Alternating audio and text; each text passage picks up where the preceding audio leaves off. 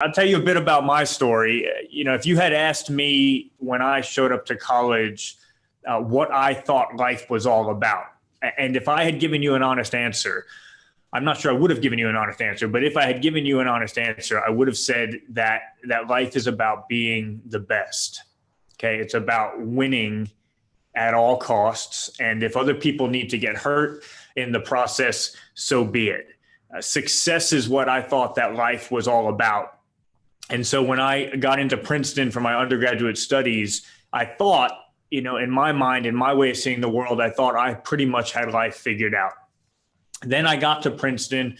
I started playing soccer, and two soccer teammates of mine invited me to a meeting of a campus ministry named Athletes in Action.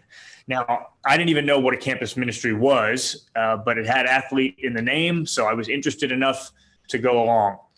I'll never forget what I saw when I showed up at that first campus ministry meeting. I don't think a sight has ever caused such dissonance in me. I saw these high-achieving Princeton students, people like me, young men and women who had worked their whole lives to be praised as perfect, to be praised as the best. And here they were singing their hearts out to someone for being better than them.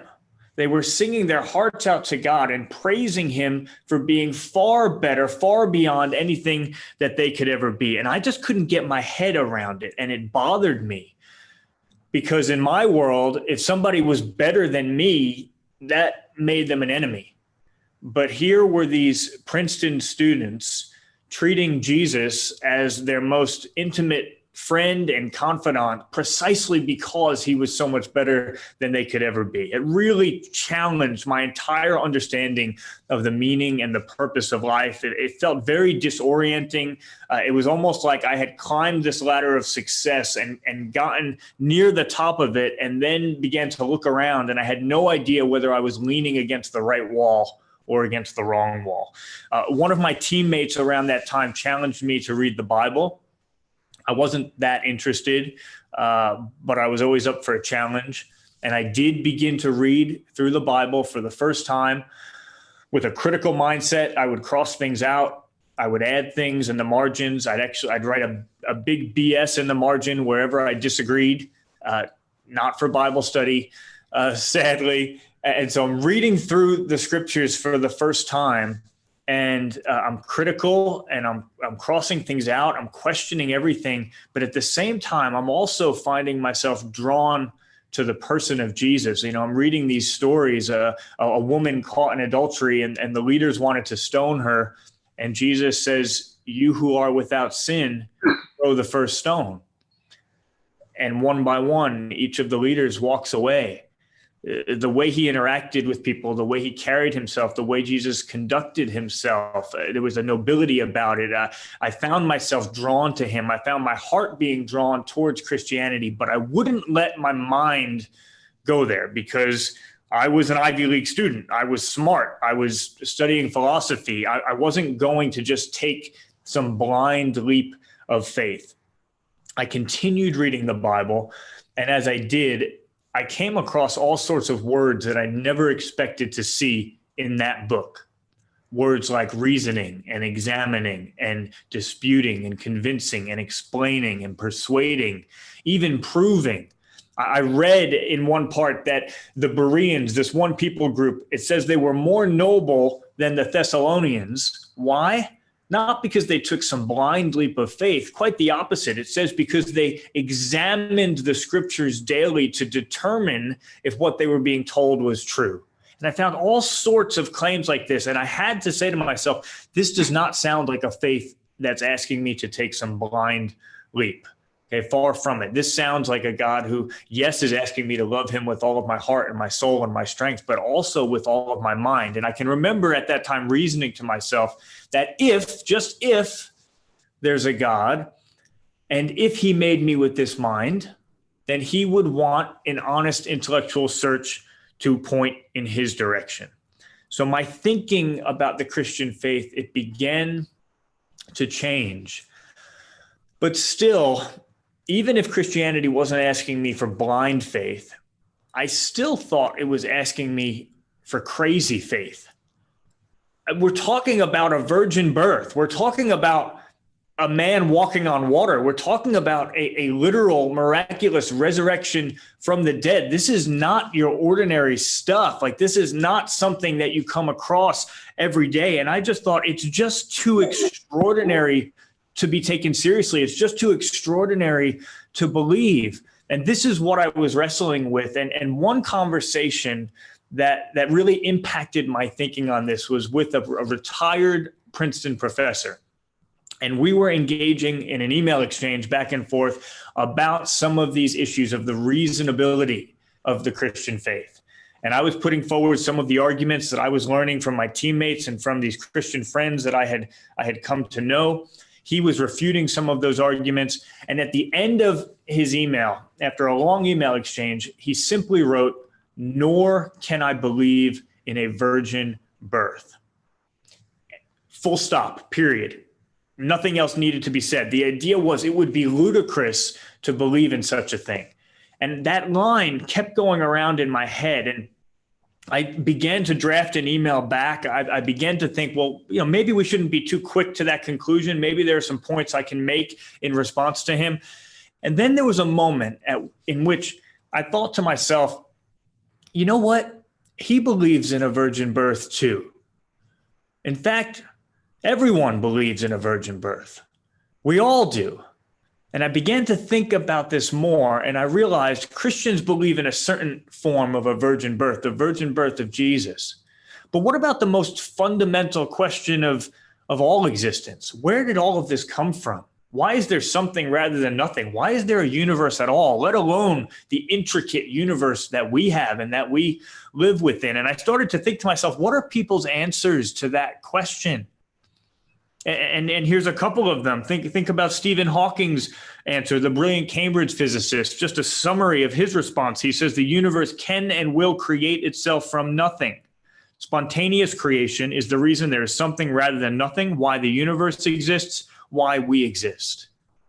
And I thought to myself, well, that sounds like a virgin birth, a form of a virgin birth.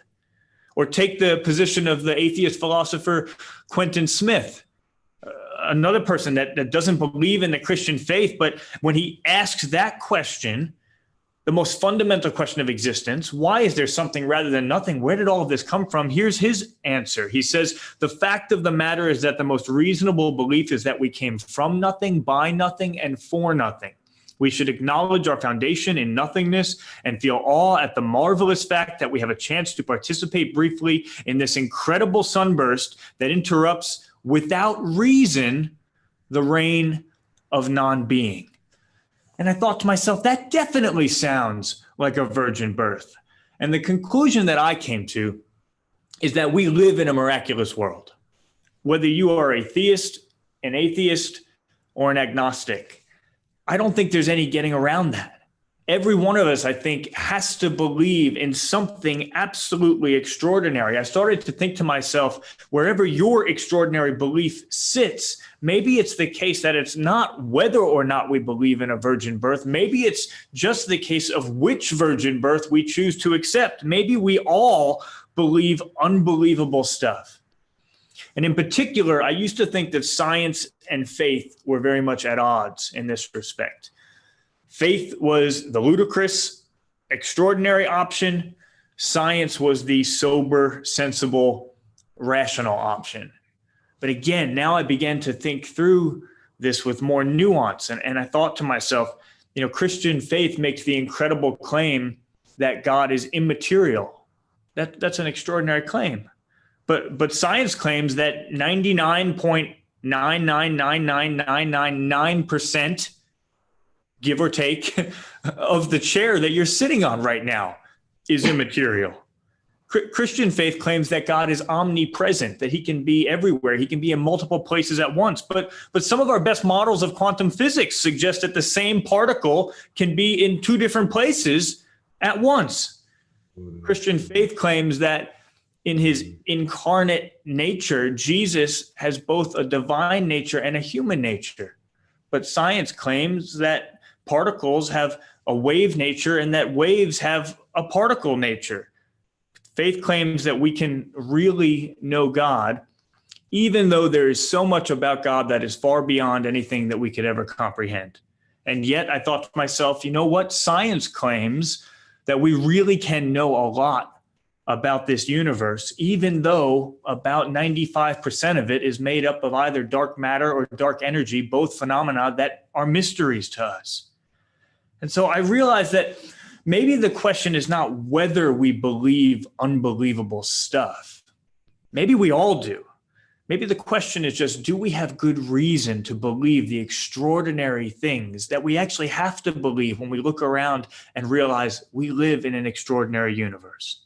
And so my journey then, as I continued to consider the claims of Christianity, began to home in on the claim that Jesus had risen from the dead, the central Christian claim upon which the faith stands or falls. And as I continued reading through the Bible based on that challenge that I had been given, I found myself very intrigued by a passage, a chapter in the Bible in 1 Corinthians 15. And the reason it was so intriguing to me was because there, the Apostle Paul goes through a list of all of the people that he claims Jesus appeared to after he clearly had been killed. And at one point it says that he appeared to more than 500 people at once. And then in brackets, it says most of whom are still living, almost as if to dare the reader, if you don't believe me, go out and ask them yourself.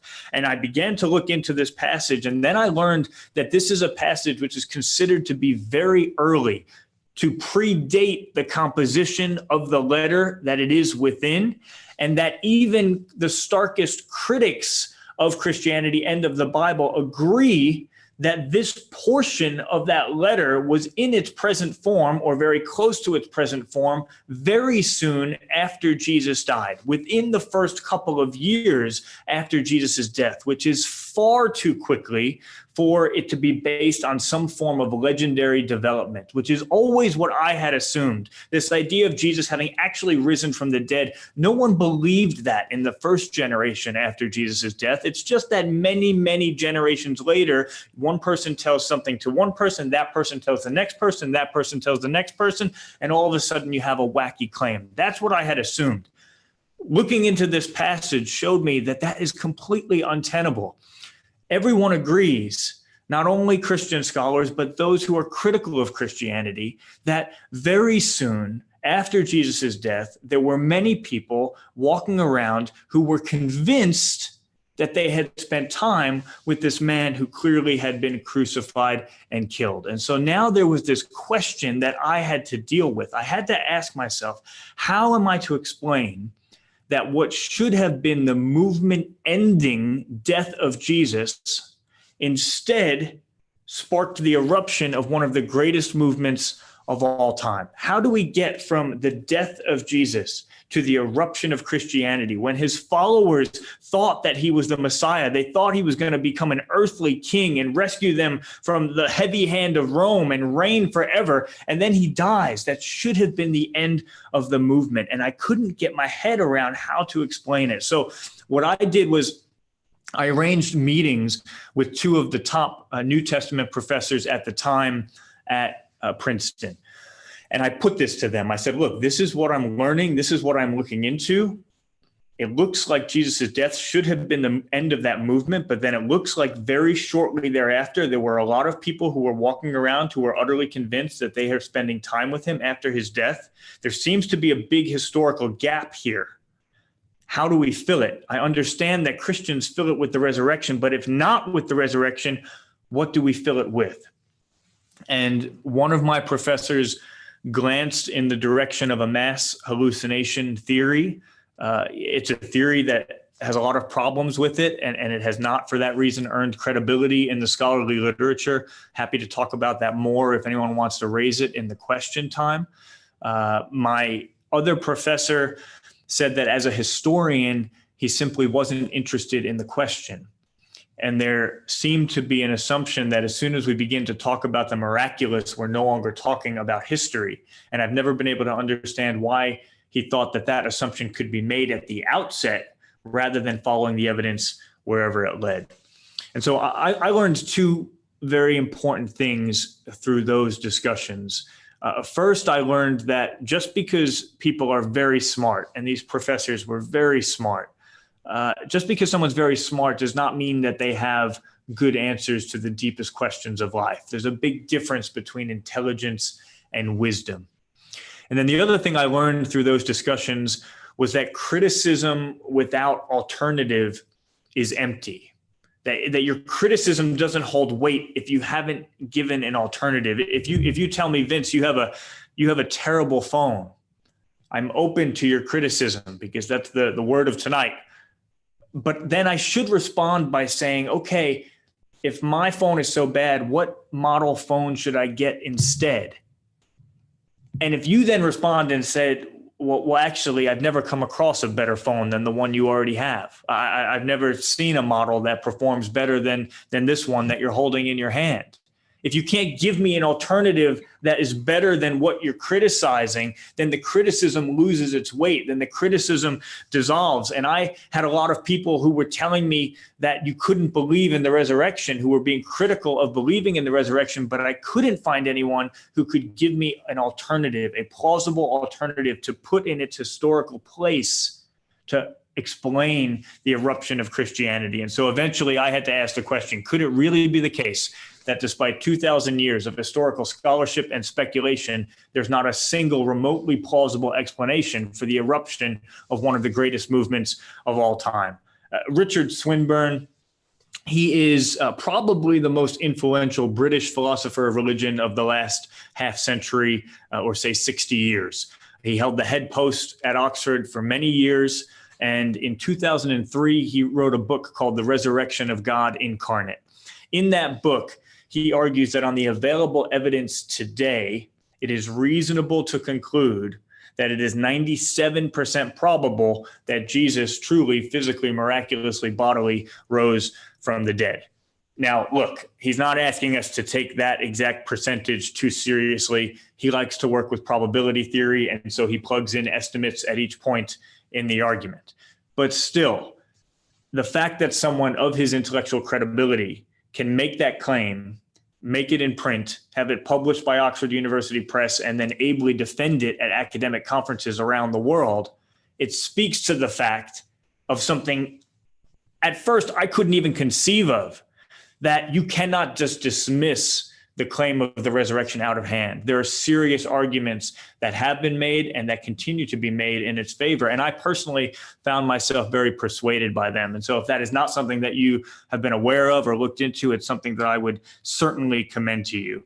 Now, 97%, that sounds pretty good, but still, it's still short of full confidence. And with lots of things, 97% sounds great. I'll take it.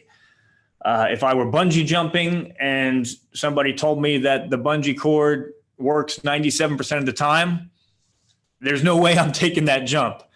When you're staking your life on something, you want even more.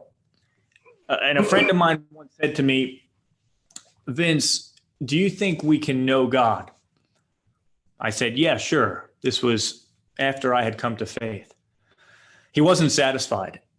He came back to me. He said, no, do you think we can really know God? He pressed me.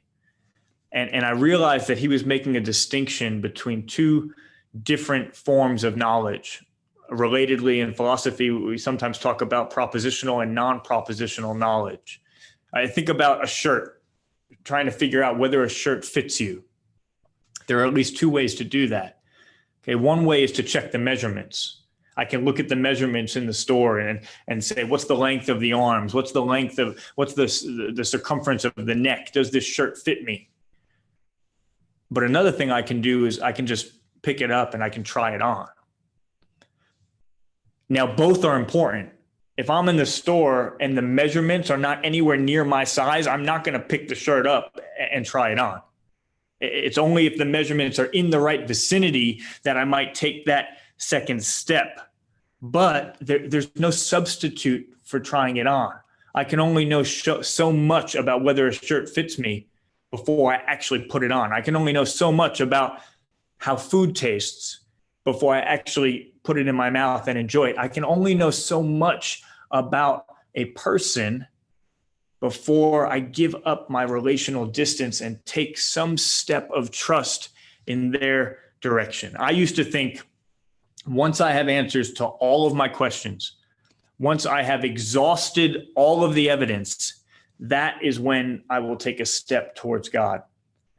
But what I found over time is that the knowledge that I sought was only made possible by taking a relational step towards God, by giving up that distance, by being willing to try it on. If you are really committed to investigating Christianity and investigating it to the fullest extent possible and to considering all of the evidence possible, because it is a faith that says it is based in relationship and is personal, it's actually not possible to do that investigation fully from a safe distance.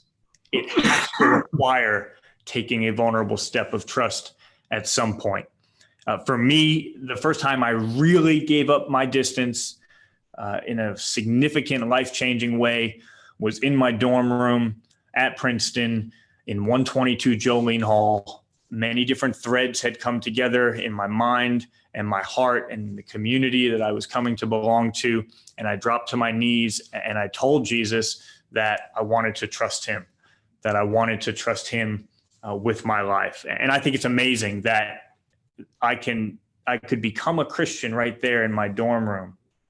That's all it took was me talking sincerely from my heart to God about the trust I wanted to place in him. I could do that right then and there because God wasn't in the Christian faith asking me to do anything to work my way up to him. He was just asking me to accept that he had already done everything necessary by coming down to us. I realized eventually that there was actually something good in my initial desire to be the best. That desire for perfection, there was actually something good in that, but it was confused. It's not that I was made to be perfect, but I think that I was made to be in relationship with someone who is perfect. Perfection was something I was supposed to be aiming for, but not as a trophy that I would receive because of my achievements, but as a gift of relationship that I would be given by someone else. And as I start to draw to a close, I'll just leave us with a question. And maybe this is a question for our discussion groups, the breakout groups that we're going to have later. If you could have either a reward or a gift of exactly the same value, which would you choose? It's going to be exactly the same item that you're going to get. But one is a trophy for your achievements and you get credit for it. The other is a gift given to you because someone loves you. It has nothing to do with what you've deserved, but it's just the value that they see in you because of their love for you. And they get the credit for it because they generously give you that gift. A reward or a gift of exactly the same value. Which one would you choose? That day in 122 Jolene Hall, my dorm room, I chose gift. And I'm so glad that I did. Because a trophy you often only get until someone takes it from you. You win the championship this year, you get the trophy for that year. And next year, someone else is going to win the trophy and you need to hand it over. But a gift is forever. A gift is something that cannot be taken from you. I think that's what I instinctively recognized on that day when I first walked into that campus ministry meeting for the first time. And I saw those peers of mine singing to God. I think I had walked in sort of metaphorically with my trophies in hand and I was clutching them. And my greatest fear was that somebody else was going to be better than me. Somebody was going to take those trophies out of my hands. These students that I saw, they were singing with a freedom of knowing that they had been given an extravagant gift. And because it was a gift and not something that they earned, it didn't matter if someone else was going to wind up being better than them. It didn't matter if next year they didn't perform as well as they performed this year. They had been given a gift and it was theirs, and there was a security in that, and therefore they were able to sing with an assurance and a security and a peacefulness and a joy that I knew I didn't have inside. I think that's part of what I was instinctively recognizing when I first walked into that room. It took this long journey in my heart and in my mind to get to a place where I was willing to accept that. But ultimately, it brought me to a place where I felt I could stop competing to be loved. If I just had to summarize it in one line, I would say I was able to stop competing to be loved, and I began to enjoy it. And that has made all the difference. And even as you referenced in your introduction, my newborn son, JJ or Jonathan, I think that there's something deeply true about that core aspect of the Christian faith when you look at your newborn son and you say, he can't do anything right now. He cannot get himself out of the crib. He couldn't do anything to deserve my love, and yet my love for him could not be more extravagant. It's a question. Is life about rewards, or is life about a gift of grace, an unmerited gift? I made that choice of gift. It's the best choice I ever made. I hope it's a choice that you'll consider as well. And I'm really looking forward to you hearing my friend Abdu's story. So Abdu, why don't you take it away from there? Well, thanks, Vince. And it's always wonderful to hear your story. I've heard it so many times, and I'm always moved by it, especially when I share some of the new nuances along the journey. And I hope to share some of that as well in my own journey of faith as I share that with you. I want to thank everyone for giving us the time. It is an honor and a pleasure and a privilege. I spoke at Yale I think 2 or 3 years ago now. And it was a wonderful time of challenging, but very, very cordial and collegial questions that allowed us to, pardon me, I'm getting over a cough, to engage on material, I think, in a unique and wonderful way. And I'm hoping that happens again tonight. But what I want to say is thank you to Maddie and, and Luke and Michael and Chitra and Lydia and everyone who's made this possible. It's been such a wonderful working experience with you. I also want to thank you for the overly generous introduction, specifically the overly generous introduction based on, I'm not a doctor, but I have a Juris Doctor, which is basically a law degree from a major law school. I don't want to give anybody the impression that I have a PhD from somewhere hidden. I don't, but I do have my JD. Vince's, but I want to hark on and highlight another aspect of the journey of faith as it relates to the discovery of truth. When it comes to specifically and the will, a matter of what it is, how do we interact with truth in a way that is meaningful and also honest and sincere? Because along the way, when we engage with truth, sometimes truth has a way of biting back at us because there is something about truth that requires a change in us. It requires some measure of a reaction to us that is not always comfortable. So I'm going to open up with a lawyer joke, if you don't mind, and move on from there just to illustrate the point I'm trying to make.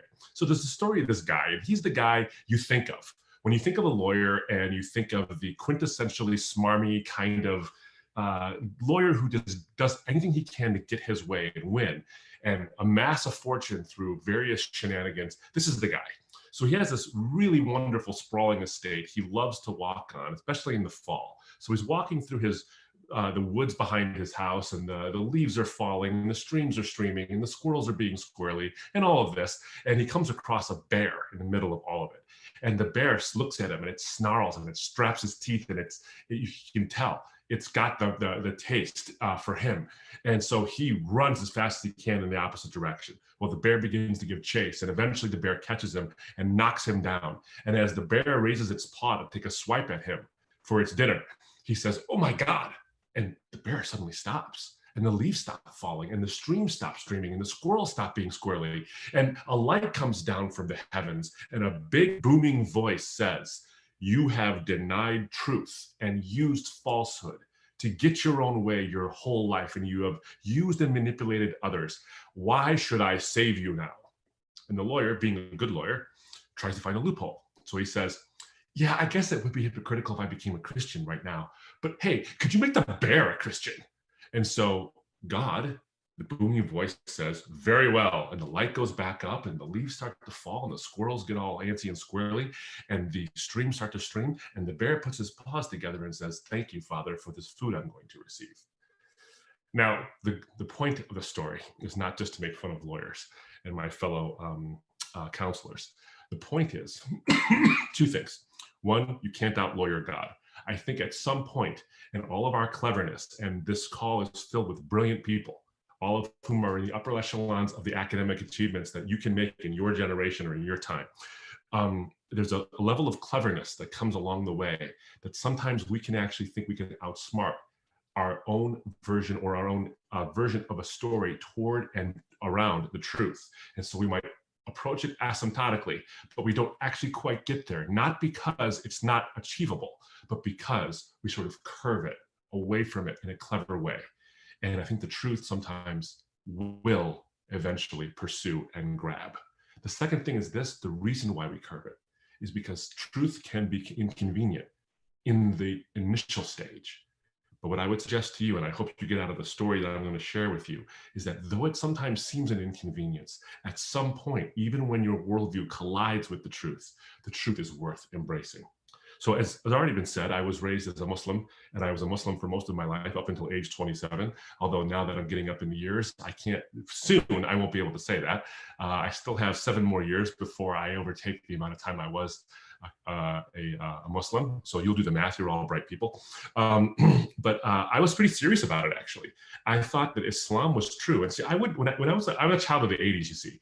And back in the 80s and in the 90s, and you all experienced it to some degree as well, postmodernism was sort of reigning strong. And we had this, especially with religious belief, there was this fervency to say things like, if it's true for you, it's true for you. That's great. Your religion is true for you.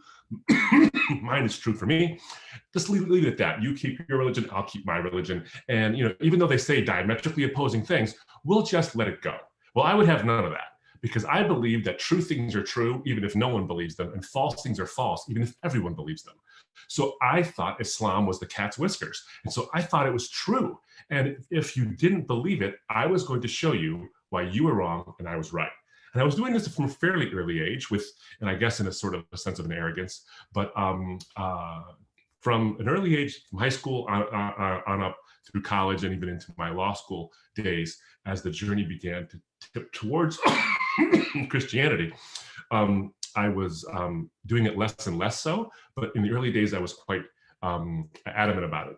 Now, I wouldn't do it in a combative way. I wasn't, thumping my Quran at people on the street or knocking you over the head with the Bible and saying, this is false. I wasn't doing that. What I was doing was I was engaging in conversation, especially with friends, but with anybody who would listen, who would talk to me about matters of faith and ultimate reality. Now, I was an American teenager. I loved sports and talking about girls and all this stuff as much as the next guy. But eventually, at some point, that stuff does grow stale. And issues of ultimate reality come to the fore and are necessary for us to engage in. And so I would eventually have these discussions. Now, in the area I grew up in Michigan, back when I was growing up, it wasn't as diverse as it is now. It's wonderfully diverse now. It's wonderful for the restaurant choices. It's wonderful for the sights and the sounds and the smells and the languages you hear. It's wonderful. But back when I was growing up, we were one of the very few Arab families in the place. We were sort of the dash of olive oil in the pot of rice, as it were. So we were exotic, you see, which allowed us to actually engage in conversations. People would say, what do you Muslims believe? Muslim, that's how they used to say it. Before 9/11, no one had any interest in Islam. But 9/11 happened, and of course, interest catapulted and people wanted to know more about it. But because we were exotic, at least seemingly so, and there were some Indian families, there were some Arab families, a few African-American families I saw, but not a lot. But because of our sort of exoticness, it allowed open doors for me. Now, I would challenge people as to why they believed what they would believe. If they were Christians, I would say, why are you a Christian? If they were a Jew, why are you a Jew? If they were an atheist, why are you an atheist? If you're a Buddhist, and there weren't a lot of them, but there were some as I went into college, why are you a Buddhist or whatever, or a Hindu, whatever it might be. Now, Christians were sort of low-hanging fruit, because back then, again in the 80s, it was fashionable to say you were a Christian, even if you kind of didn't mean it. If it just was a cultural thing, like a way you grew up and you went to church on Easter and Christmas, you'd say you were a Christian because it was still fashionable to say it. Not so much anymore. We've given up the pretense. But back then it was. So I would approach Christians and I'd say, hey, why are you a Christian? It's a question every Christian should ask themselves all the time. Why are you a Christian? And oftentimes the answer was, well, I don't know. I guess I'm a Presbyterian because I go to the Presbyterian church on Christmas and Easter. So I guess I'm a Presbyterian. And they would answer the question in the form of a question, as if they didn't know the answer themselves. I'd say, wait a minute. Are you telling me that you are trusting your eternal soul to a worldview someone else has thought through, but you just accept on tradition? And the answer essentially was yes. And this was by far the most common response. And it wasn't just Christians. I was an equal opportunity faith knocker, outer upper, but Christians were, as I said before, the low-hanging fruit. So it was these people that I challenged often because they were easy to challenge, because they basically had relied on tradition completely. And so I'd say, wait a minute, I've thought it through for you. Here are 15 objections I have to your worldview, to your belief. Now, I was coming from a theistic framework. I wasn't coming from a naturalistic framework. And though I did debate and engage in discussions with atheists and agnostics, oftentimes I found myself in religious discussions with people of other religious beliefs, or at least nominally so. So I would say things like this: the fundamental ideas of Christianity don't make any sense, especially from a theistic framework, especially if you want to believe in God. The last God you should believe in is the Christian version of God. And here's how I would defend that. I'd say, as a Muslim, now you've all heard this phrase, by the way. I'm sure you've heard the phrase, Allahu Akbar. You've all heard Muslims say this phrase, Allahu Akbar. Now, when you've heard it, probably you've heard it in the context of something terrible being reported on the news. They say Allahu Akbar, then something blows up or whatever it is. This is very, very unfortunate, because most Muslims say that phrase every single day, and most Muslims are not sitting behind the stairwell of the airport, twisting their mustaches, thinking of ways to blow the place up. They're not doing that. They come to this country to get a good education, to find the girl of their dreams, to marry that person, have kids, have those kids marry the girls or boys of their dreams, and then have kids themselves, and then die happy grandparents. It all sounds very familiar, doesn't it? Well, why do they say this phrase, Allahu Akbar? It's because it literally means God is greater. The central search for the Muslim, and the central search for me, was how am I to understand why I should worship God unless he is the greatest possible being there could be? He must be the greatest possible being, because otherwise he would not deserve my worship. If he's like a Zeus or a Hercules or some demigod type of a thing, why would I believe in such a God? And so I needed to believe, because if there is a God, he naturally would be the greatest possible being there could be. So I would challenge Christians. I said, do you believe in a God who is great? Well, sure, yeah. I said, why are you too great? The problem is this: how can you tell me that the God that you believe in is truly great if he's a Trinity, if he's one God in three persons? Because if God the Father is God, then how can God the Father need help from God the Holy Spirit? And how can God the Holy Spirit need help from God the Son? It seems all like a very confused form of tritheism, yet you're claiming to be a monotheist. Can you explain this to me? And they would have no explanation of what the Trinity actually meant, nor why it doesn't insult God's greatness. And then I would say, so you're telling me the God who is wonderful and glorious and the creator of all the universe, and who created the universe that Vince described from a universe that is so vast we can't even possibly measure its distance, observe all of it given its distance, and yet can also create subatomic particles in the way he does, where it creates these sort of behaviors that we don't even have explanations for. This is the same God who gets trapped in a human body that needs to eat, needs to sleep, sweats. This is the God who is great. And by the way, that very same God, this is the third point of objection, that very same God who gets trapped in that body dies at the hands of the sinners he created in the most humiliating way possible. How can you tell me that this God is great? And most people had no response to what I had said. No response. Now, along the way, there were some annoying Christians who knew what they were talking about. And they actually responded to my objections. And not only did they respond to my objections, but they had a few objections of their own.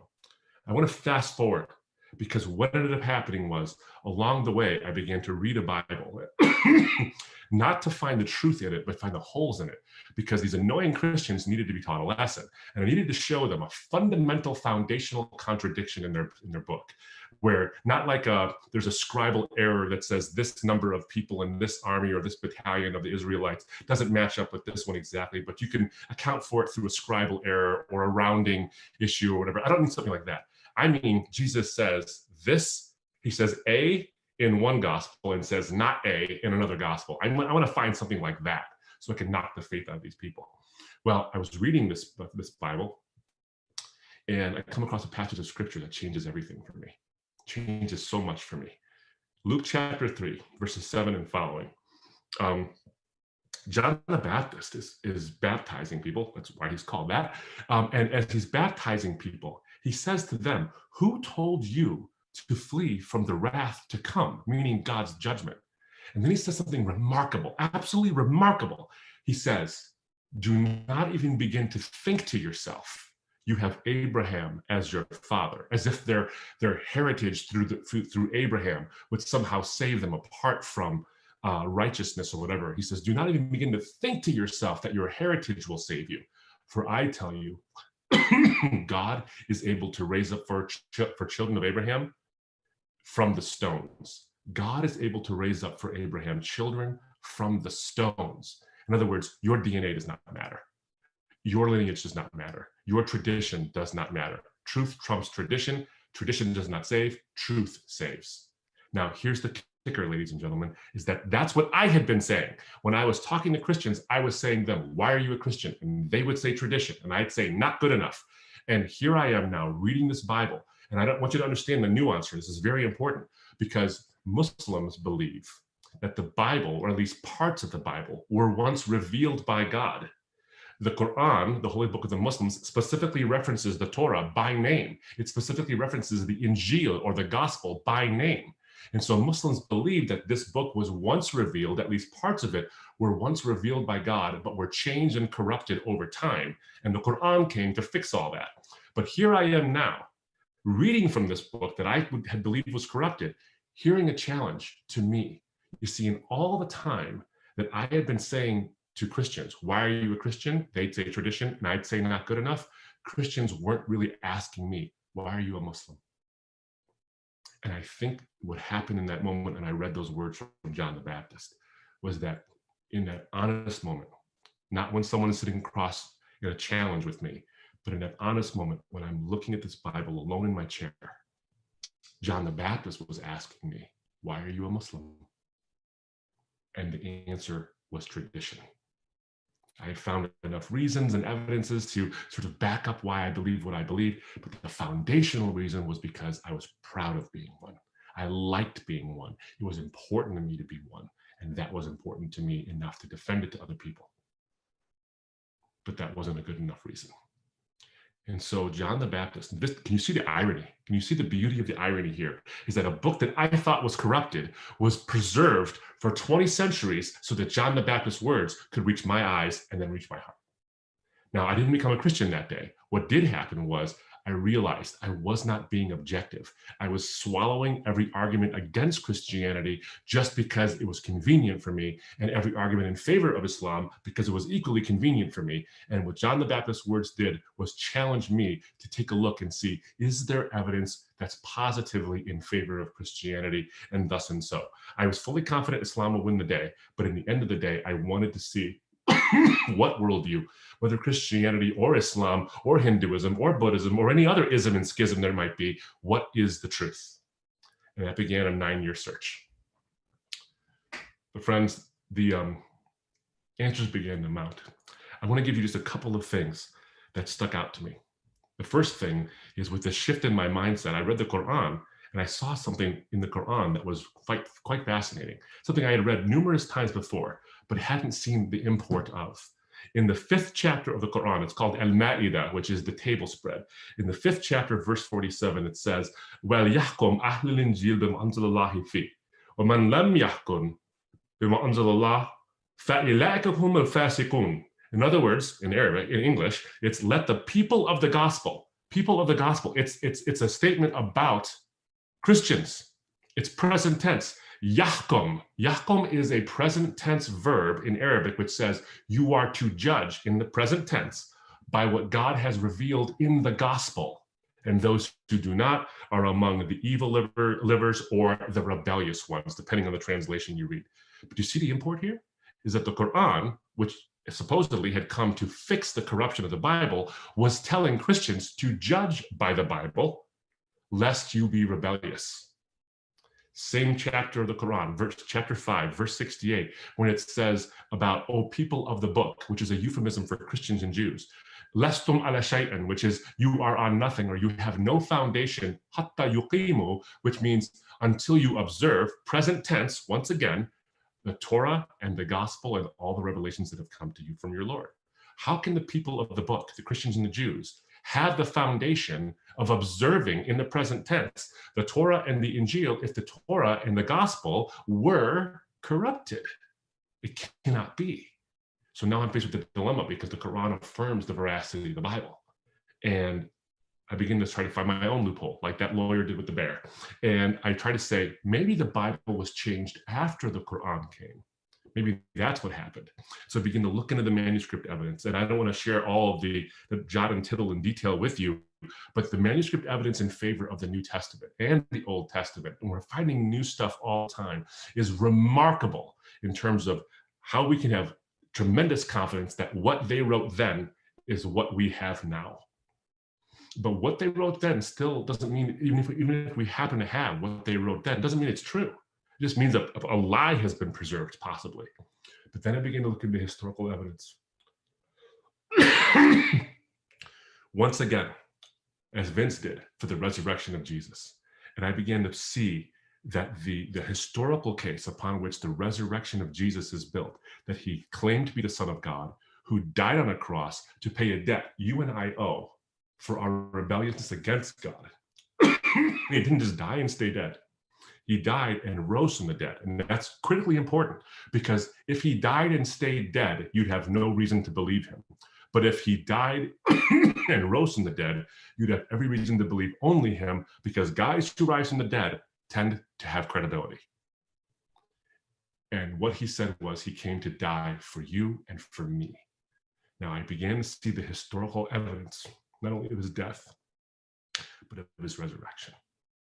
And so all of this is coming together now. All this history is coalescing. It took me 9 years to come to this conclusion, not because the answers were hard to find, but because the answers are hard to accept, because I did not want to lose who I was. And it was important to me to stay a Muslim. But, pardon me, eventually that was impossible. It was not intellectually impossible for me to do so. What kicked it over for me, and this I'll close, so we can get to your questions. What kicked it over for me was the fact that all the searching I had done had satisfied the historical search. It had satisfied the theological search, and it had satisfied sort of a philosophical search, but there still remained an existential search that was not quite there yet. And so I want to go back to that foundational search I had was, if there is a God, what must he be like to be the greatest possible being, worthy of my attention, my devotion, and my worship? What must he be like? And a Muslim wants to believe in the greatest possible being, Allahu Akbar. A Christian affirms that God is the greatest possible being. Psalm 145, his greatness is unsearchable. And then I saw it. I finally saw it. Pardon me. If God is the greatest possible being, then it follows that he would express the greatest possible ethic, which is love. And it therefore also follows that he would express the greatest possible ethic in the greatest possible way. What is the greatest possible way to express the ethic of love for someone else? The greatest possible way to express that ethic is not really a mystery, is it? It's self-sacrifice. You and I are capable of this. If you love someone truly, if you're a husband to a wife, or you're a father or a mother to a child, or you're just a friend to someone, and you truly have a deep and abiding love for that person, doing nice things for them is one thing. Surprising them at work with chocolates is one thing. Being the Romeo to her Juliet is great, although don't take it too far because that story didn't end well. But being that Casanova, being whatever it might be, there's a selfishness in our selflessness. until that moment of self-sacrifice. When you do something for the other person that helps them but hurts you, and you don't ask for anything in return. That is the greatest expression of love that we are capable of having. Now, if we, as the finite, limited creation, can express love in this greatest possible way, ought not the God of the universe, the greatest possible being, be able to express the greatest possible ethic in this greatest possible of ways? I would say that and more. He wouldn't just express it in that greatest way that we can express it. He would express it greater than we express our love. See, God's self-sacrifice is actually beyond that. Because while we will sacrifice gladly for those who love us back, maybe for a stranger if you're in the service, or a police officer, or a fireman, or whatever it might be, or a perfect stranger. But it's very seldom we even do that. But what we don't do is sacrifice for those who hate us. When Osama bin Laden was killed, I didn't hear one person say, boy, that's too bad. I wish I could take its place so he could have a chance at a redemptive life. Our love has limits, but God's does not. I remember reading Romans chapter 5, verse 8, when all of the search I had coalesced in this one verse where Jesus said, what the Apostle Paul says about Jesus and about God's love. That God demonstrates his love, his boundless, highest possible, greatest possible love, in that while we were sinners, those who hate God, Christ died for us. The greatest possible being expressing the greatest possible ethic in the greatest possible way. And I knew right then and there that if there is a God, and if there is a God who is the greatest possible being, then he must be the God of the cross, of ultimate sacrifice, and the God of the empty tomb of ultimate victory. I had thought that the cross was a sign of weakness. I had thought that the cross was a sign of insult for God. But James Stewart says in that powerful passage in The Strong Name, he says that the phrase of the New Testament that he led captivity captive is so very profound. It means that he used their dark achievements to subserve his ends, not theirs. That they flung him outside the gates to die, not knowing that by the very act, they were opening up all the gates of the universe that the King of Glory come in. They nailed him to a tree, not realizing that they were bringing the whole world to his feet. They thought they had God pinned and helpless against the wall. They did not realize that it was God himself who would track them down. God did not conquer despite the dark mystery of evil. God conquered through it. And that's the ultimate paradox, is that you have a God who takes the evil machinations of man, but uses them to save the very men and women who sought his demise so that they could have eternal life. He's a transformative God, a God who takes sinners, makes them into saints, takes thorns, makes them into crowns, and takes crosses and makes them into thrones. This is a theological journey. This is a philosophical journey. But friends, it becomes an existential journey when that rubber meets the road and a decision is now to be made. And there is always a price. The price is always worth it, because the price paid for you and the price paid for me is infinitely more than any price you or I will ever pay. I want to thank you for your time, and I'm looking forward to your questions. God bless you. Thank you so much, Vincent Abdu. Yeah, I actually got chills at some points listening to you guys. Yeah, so we will now transition into our Q&A session. So to finish submitting and voting on questions, please take a few more moments to do that before we begin this session. Please note that when answering questions, Vince and Abdu like to address not only the question, but the questioner. So if you are comfortable with submitting your name, feel free to do so. And students, please remember to include your university name when submitting so that top priority can be given to your questions. All right, so for the first question of the night, if Jesus supposedly loves me so much, why does he not just appear or make himself clearly known to me, even for a second, if I'm so desperate to know if he is real and Christianity is real? I'm happy to jump in to start, to give you a moment to catch your breath. I'll do. And what a great first question to start with. So thankful for just the emotion in this question as well, and the vulnerability to be willing to say, actually, I'm desperate to know him. Why won't he reveal himself more clearly? And it's a really, really good question.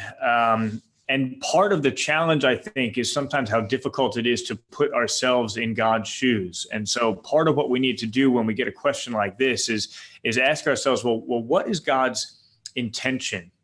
If God's intention and his purpose is merely intellectual assent, if what God wants from us and with us is simply for us to intellectually assent to his existence, to simply believe in him in that thin sense, then it's actually very easy for him to get that. He can just appear to us. He could write the Greek New Testament on every atom in the universe for us to find under a microscope. He could make it very obvious to us that he exists if all that he's looking for is for us to intellectually assent to his existence.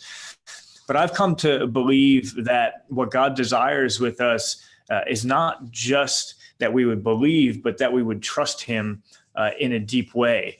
And so he wants us to trust him not based on how powerful he is, but based on the character that he has.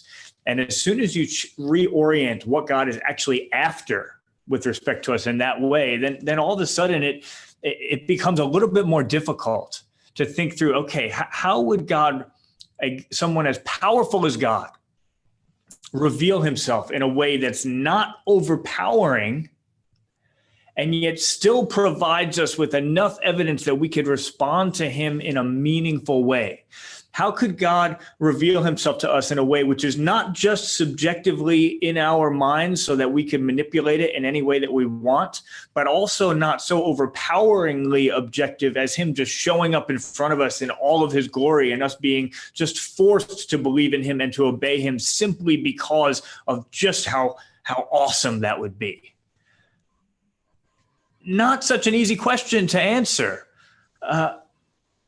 How does Christianity say that God has revealed himself? It says primarily through a book of the Bible.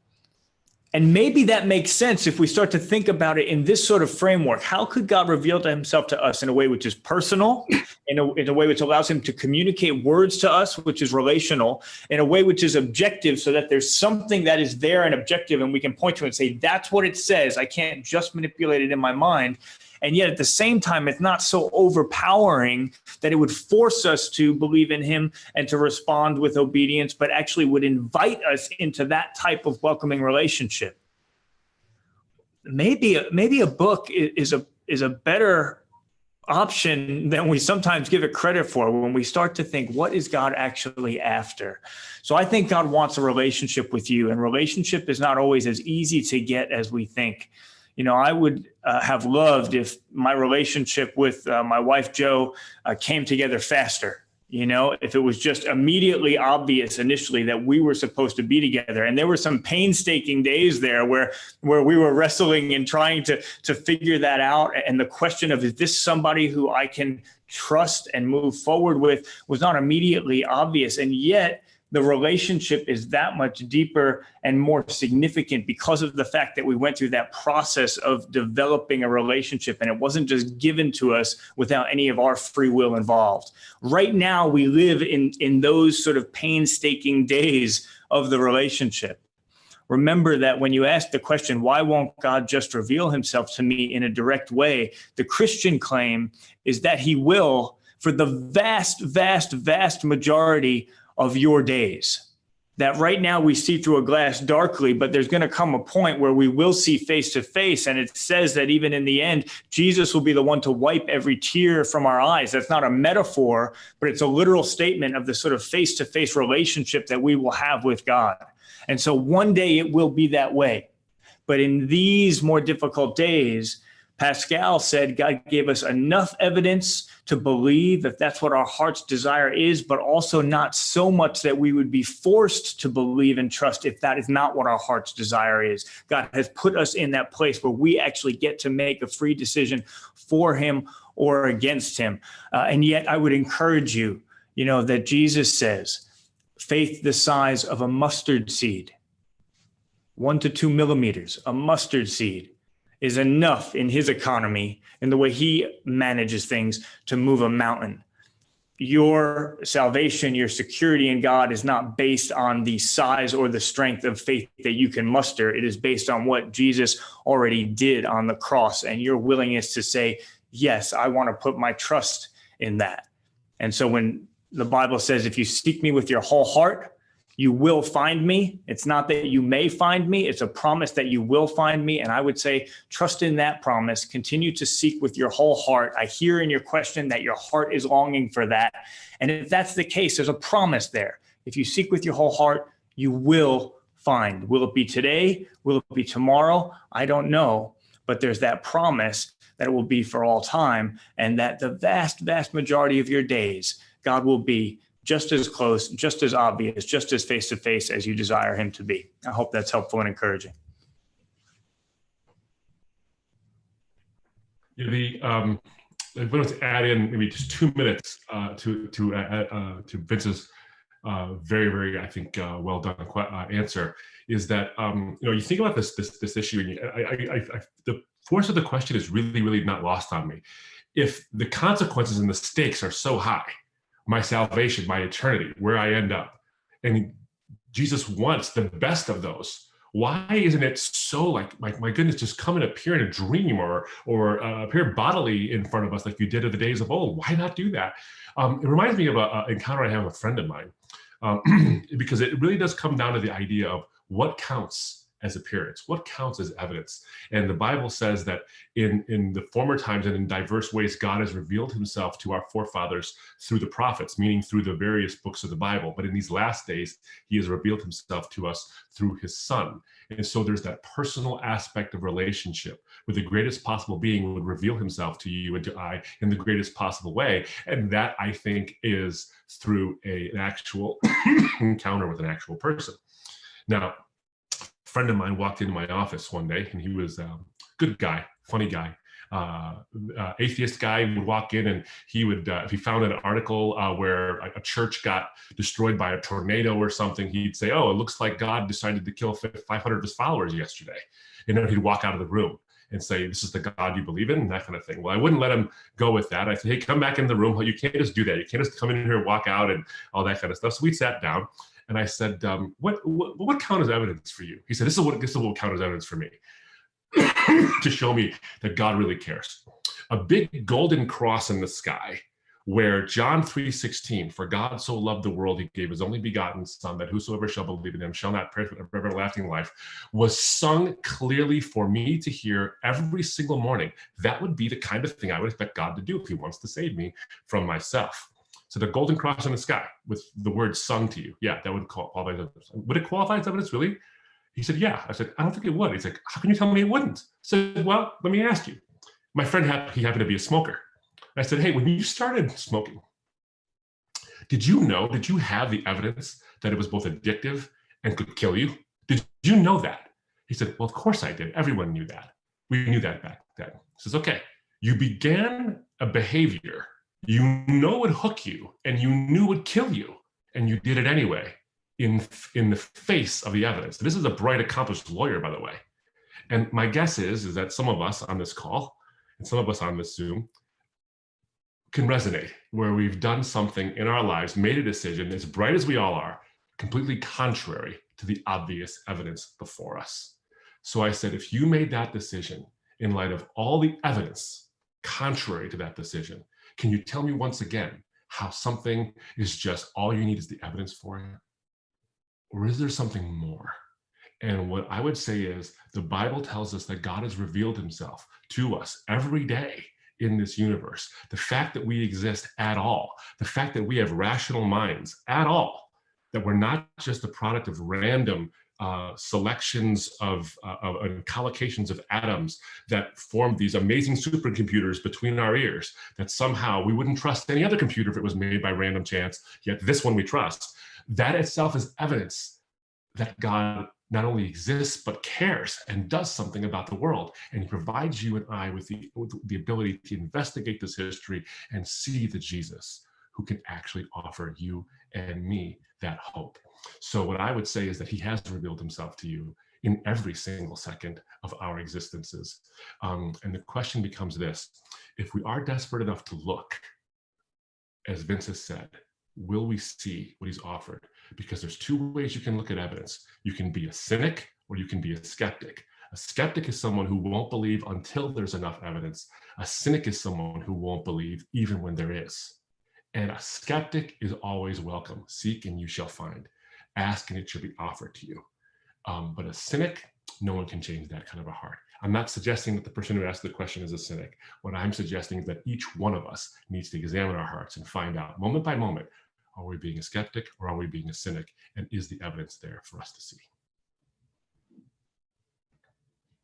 Thank you so much for your answers. The second question of the night is, does God predestine people to hell? I'll do is definitely predestined to answer that question first. I was waiting for that, Vince. I was waiting for that.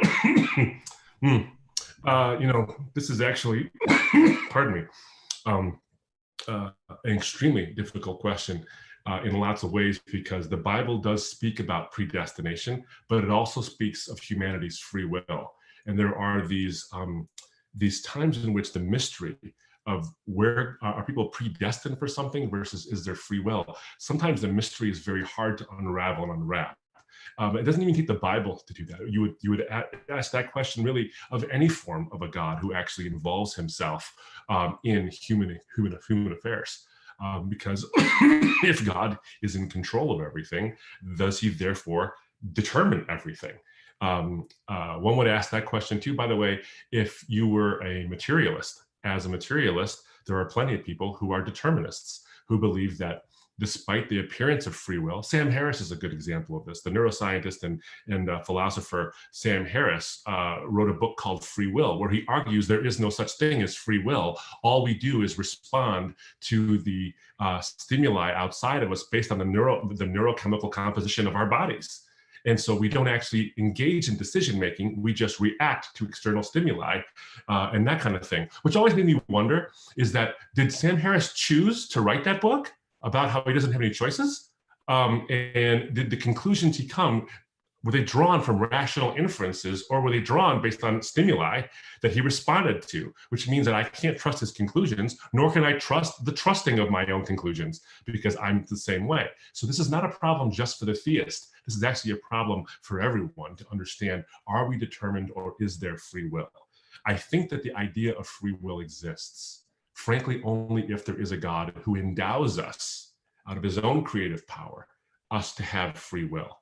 Now, just because God knows everything, and this is where I'm going to tip my hand here, just because God knows all things that will happen, I think he knows all actual future events, but all possible future events and all counterfactuals. In other words, he knows what will happen, he knows what has happened, and he knows what would have happened in different circumstances. So many of you might know what a counterfactual is, but if you don't, basically a counterfactual is what would have happened had you chosen differently. So for example, a lot of you chose, 268 of you chose to be on this call right now. God knows what would have happened had you chosen not to be on this call right now. And there's a million different things that would have resulted from that, and a million other spiderweb of decisions that would have happened and changed the course of your entire night, maybe even the course of your entire life based on that. But just because God knows that doesn't mean that God therefore determines what those things are. Now, God might know where you're going, whether you're going to hell or going to heaven, but that doesn't mean that God determines it. Is that God doesn't necessarily say, okay, well, you're created for destruction. There are people in the Christian faith who do believe that there are certain levels of predestination like that, but there are plenty who don't. There's an interaction, there's an interplay between God's foreknowledge and what we do. Here's an example. I have 3 kids. When my wife and I were deciding to have kids, we realized something. One of the heartaches of parenthood is realizing that your kids might not do the right thing all the time, that your kids might end up falling down and breaking an arm. And all 3 of my kids, because they're daredevils, have broken an arm. And they've cried and they've had those moments, or they've been teased at school, or whatever it might be. They've had those moments of heartbreak. And I knew that was going to happen to them before we even had those kids. Yet my having them didn't cause those problems. We weren't the proximate cause. We may have been the but-for cause of those things, but we weren't the proximal cause. We weren't the moral cause of those things. And one day my children will die. I know that'll happen because that's the way it works. Yet having them wasn't morally wrong. Having them and giving them the opportunity to act and react and interact within this life, so that, because I believe there is something to come after, is that this life means something and it echoes into an eternity that comes later, is that all the heartache and all the hardship in the middle of it is actually worth it because there is a free will, despite the fact that there's lots and lots of pain. So what I would say is that predestination, that issue, is something we can wrestle with, but everyone's got to deal with it. But ultimately, our rational minds, our ability to make choices, our moral categories exist if there is a moral referent, which is God, if there is a rational referent, which is God, that makes moral choices, rational choices coalesce in our lives so that our choices actually have meaning and actually echo into eternity and affect the divine. That's what the cross is all about. The very idea of the cross, that Jesus dies on a cross to pay for the sins that we incur, the reason that happens is because our moral actions are dignified with consequence. If he doesn't care, if it's all predestined, there's no need for a cross. But because he does care, and I want you to think about this, your actions and my actions don't just affect this life and then we're dead and it's over. We just wink into out of existence. Your actions and my actions actually affect and move the one who is the ground of all of existence. That means that your actions and my actions are they're eternally and magnificently significant, both the good and the bad. And that means that even though there might seem to be a predestination or there is a foreknowledge of where we're going, there's the chance and the significance for our actions and for our free will to be given. It's so well said, Abdu. Yeah, I used to believe in free will, and then I got married and had 2 kids, and my actions are definitely determined by others. But I would definitely say it's so important, that the Bible says God desires all to be saved. That's a very significant, explicit statement that the Bible says, and is aligned with what Abdu has already said. And I would just say, just as we move on to another question, the tension in Christianity between God's sovereignty and free will, that's a good thing to me. It's not a mark against it. There's a lot of objections that get raised in light of that. But again, criticism without alternative is empty. And so when we look to our alternatives and we look at the alternatives that other ancient religions put forward, some of them said, look, everything is rope determined. There is no free will or responsibility whatsoever. To me, that is a bleak picture of the world. But in the other direction as well, to say everything is just based on free will and chance and randomness, and actually we're just living in the context of a gambling table, and there's no reason to have confidence that anything is moving towards an ultimate end, which is purposeful, that's very bleak as well. Christianity says neither of those two things, and as Abdu has said, holds those two in tension. The mystery of it means we won't always fully comprehend that, but that it holds those two things in tension is, I think, a very good and attractive aspect of the Christian worldview. Thank you. Our next question. In your experience, what is the single best way to share the gospel with a friend?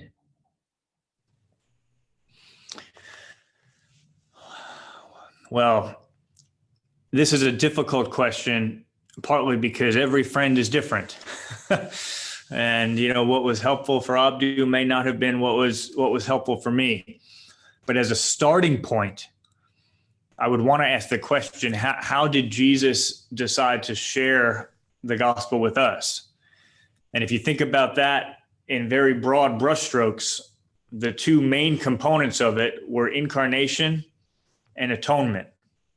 Incarnation, the God of the universe on his heavenly throne, who had no requirement to come down and live a human life, decided that he would do everything possible to put himself in our shoes, literally put himself in our shoes and walk on the dust that we walk on so he could really see things from our perspective. So I think that's partly why the Bible says, be quick to listen and slow to speak. The starting point has to be incarnational. The starting point has to be not let me take every opportunity to tell someone else what I think and why I think it and how things look from my perspective. But first, incarnationally, how can I do everything possible, even if it means sacrifices on my part, to put myself in someone else's shoes and say, I really want to understand how the world looks from your perspective.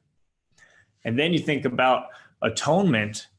How did Jesus ultimately convey truth to us?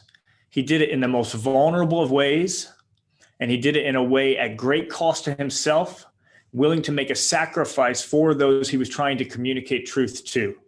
So this is something of a two-part response. How can we do everything we can to put ourselves in the shoes of another person, really listen to them, really walk a mile in their shoes, understand their perspective? And then how can we actually communicate truth to that person, not in a way which is from on high, but instead of saying, I'm willing to make a sacrifice. I'm willing to be vulnerable before you in the way that I want to communicate truth to you.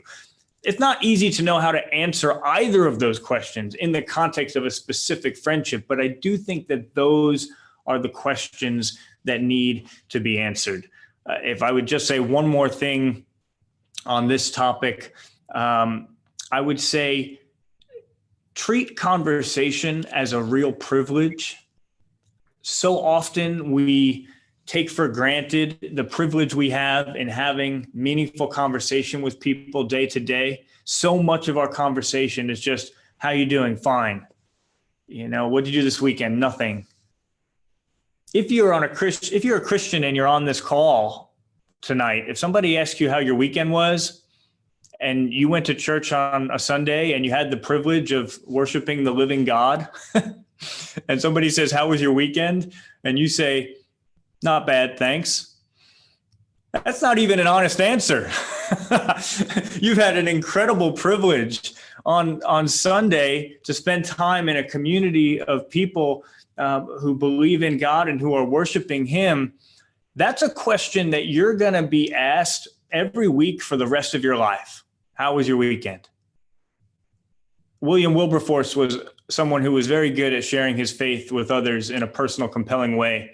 He used to spend an hour or more after dinner thinking about, what questions am I likely to be asked tomorrow? And how can I give a real, authentic, meaningful, substantive answer to those questions, rather than just the first thing that pops into my head, or rather than just brushing off the question with not bad, thanks. Imagine if every week for the rest of your life, from now moving forward, every time you got asked the question, how was your weekend, you actually had a meaningful response. Because the reality is that if you're a Christian, you did engage in something very meaningful over the weekend. And that led to many conversations that were worthwhile and that were challenging people in multiple directions and challenging you as well. That really excites me. I hope that excites you as well. But that first thing that I said, incarnational, we have to be able to see things from another's perspective. When I first came to Christ, for my family, it was so difficult.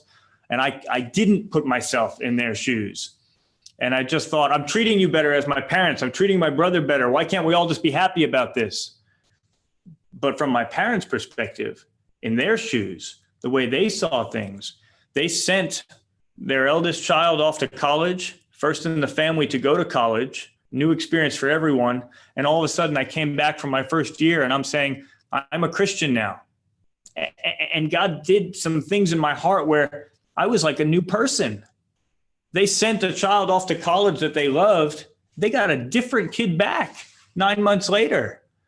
I was saying, well, look, I'm treating you better. Why can't we just be happy? But now in retrospect, I can see, yeah, you know what? That would have been very difficult. They sent a child to college that they loved. They got a different child back. They didn't care whether he was better or worse. They just wanted their old kid back. I think they also felt sort of an implicit criticism. I wasn't trying to convey that, but now I was saying, look, Jesus is the most important thing in life. And they hadn't taught me about him. And then I think my dad as well, I think he felt almost like an infringement on his turf. He was supposed to be my father figure. That was a sacred role to him. And now all of a sudden I had this heavenly father figure who was my primary father figure and the one I went to first for discernment and advice. And so all these things were happening, but it's just an example in my life of where sometimes we can not spend enough time really understanding how things look from another person's perspective. And the more we can spend that time to get in their shoes, to be willing to be vulnerable before them, that atonement aspect of being willing, even if it costs you time and energy and emotion, to sit with them in their perspective, and then ultimately to be able to have those meaningful conversations, because we're not just brushing off daily questions like, how was your weekend? But we're taking them seriously and giving an honest, robust, meaningful response. If we start to do those sorts of things, not only will we be able to share the faith with people, I hope persuasively, but life will just be full of meaning day to day. And I think that would be a great thing.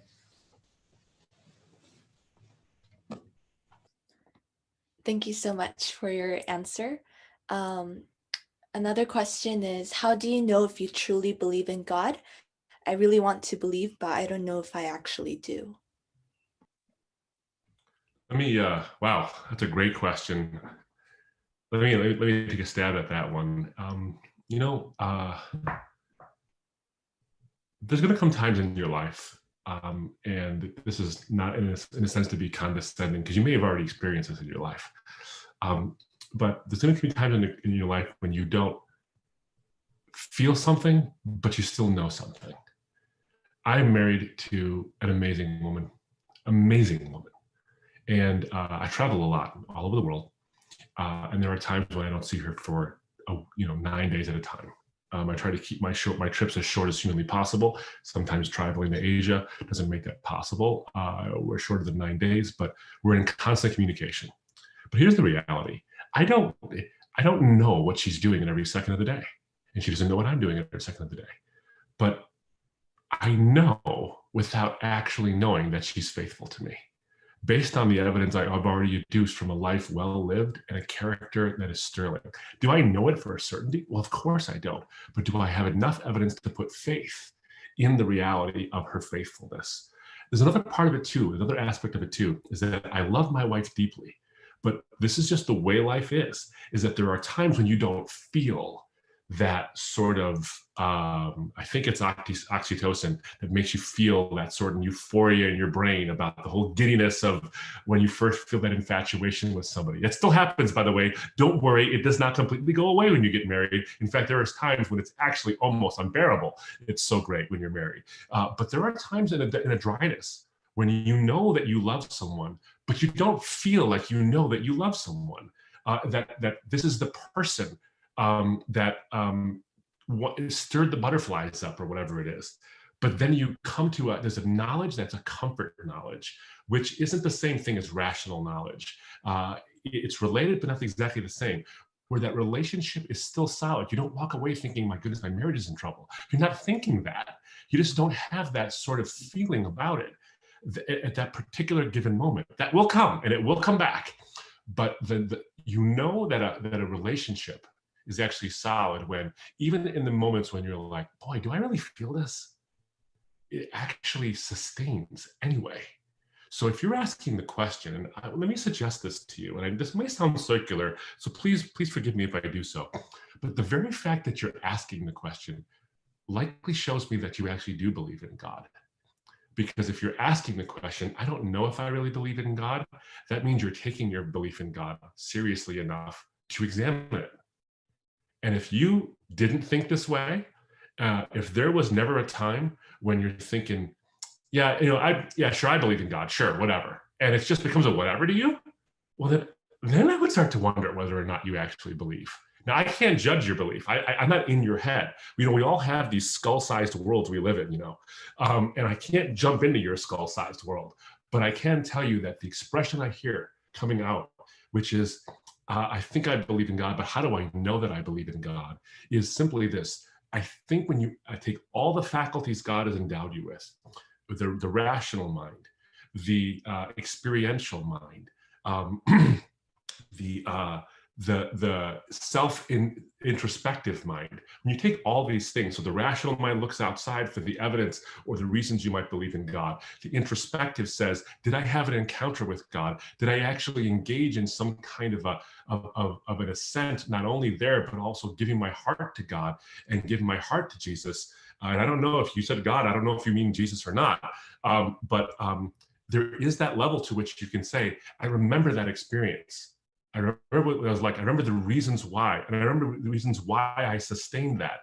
What I would say is engage in that introspection, because that is when faith is actually proven authentic. When you engage in an introspective kind of faith, it was, I'm going to mess this up. I can't remember. It was Socrates or Aristotle who said the unexamined life is not worth living. The unexamined faith is not worth having. Now, I don't say that flippantly, because there's plenty of people who had an encounter with Christ who didn't go over the 9-year journey that I went, or the intellectual journey that Vince went through, or that many of you may have gone through, but they came to faith when they were children.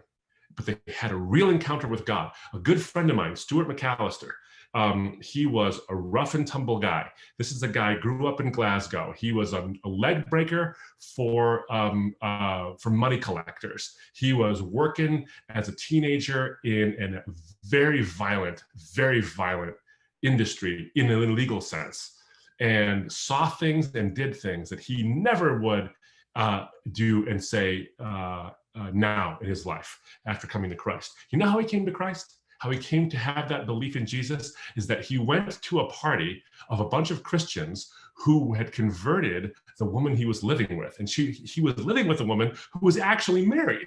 And she was convinced that Jesus was real now. And she was at this Bible study, and Stuart was upset. And he went over to that party to, with his extremely skillful way, beat the heck out of everybody in that room. And he walks in there, encounters something in that Bible study, walks into a bathroom and encounters Christ in a bathroom of all places, and doesn't know what hit him. And he says this, and he's one of the most well-read men I've ever met. He says, I have spent the last decades of my life trying to unravel what happened. Not that he doesn't know that he's encountered Christ, but he doesn't know why Christ encountered him. And he has been doing that in a rational way, in an introspective way, and allowing his faith to cultivate and build. And this is a man in his 60s now. Now, if you're asking this question and you're in your 20s or in your 30s, or maybe even in your early 20s, whatever it might be, take heart, because that's part of the faith journey. That's what it's all about. It's that introspection and the cultivation of belief. It's not a light switch. The faith journey, my friend, is not a light switch. It's not something you turn on and that's what faith is all about and that's how you live it. That's not what it is. What it is, it's a journey. It's an exploration, much like a marriage. I know more about my wife than I've ever known in the years we've been married. In the nearly 2 decades we've been married, I know more about her than almost anybody on the planet, probably anybody on the planet. But I'll tell you what I also love is that I'm exploring and I'm learning more about her every single day. There are things that she tells me, I'm like, my goodness, that happened to you? And it's a delight of the novel, yet a comfort of the familiar. So this is a long way to say that if you think you believe in God, you probably do. And if you're not quite sure you believe in God, you probably do, because you're engaging in the healthy introspection of what faith is all about.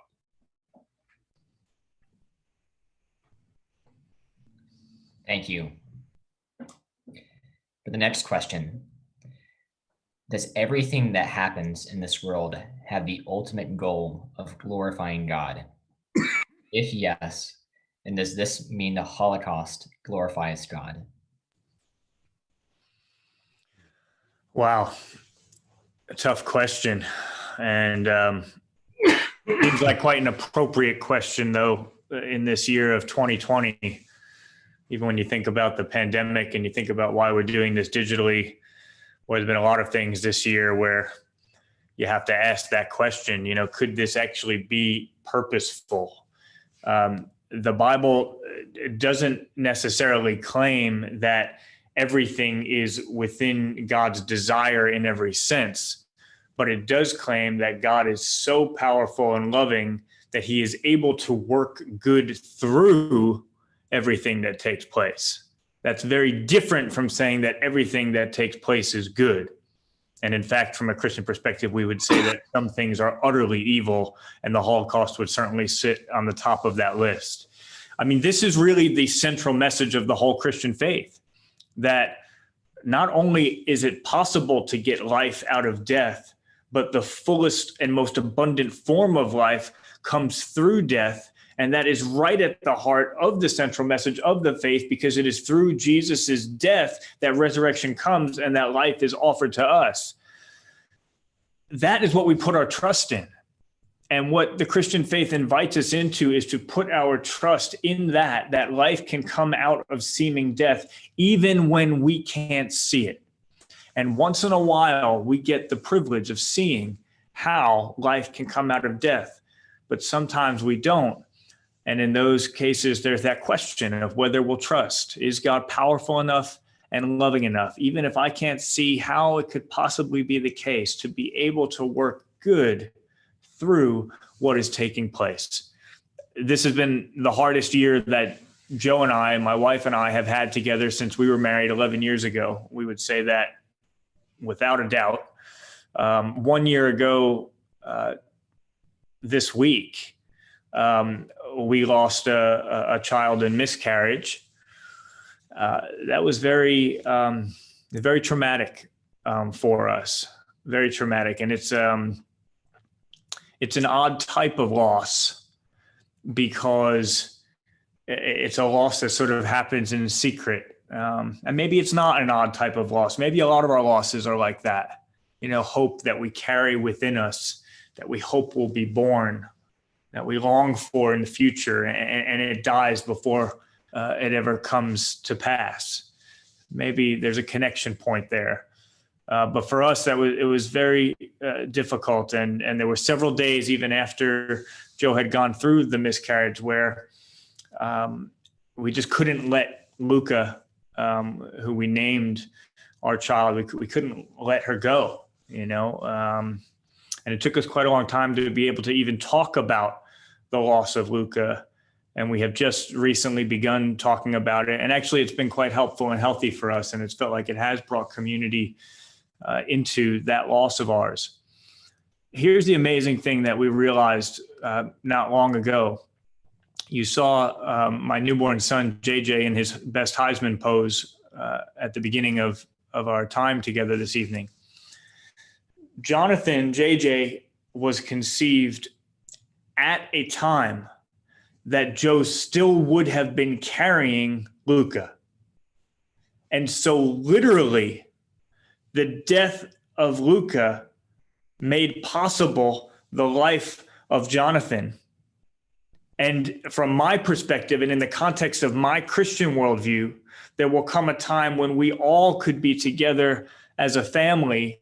And we actually named Jonathan Lucian Vitale, so that Lucian would refer to Luca, Jonathan's sister, that he would always carry her name with him as a symbol of the fact that this was a literal sense in which life came out of death. And yet we all as a family can look forward to a time when the Bible says there will be no more death or mourning or crying or pain, and Jesus will wipe every tear from our eyes. So that is an example for us where if you asked us in the midst of going through that loss, is there any way that God could somehow bring good out of this evil?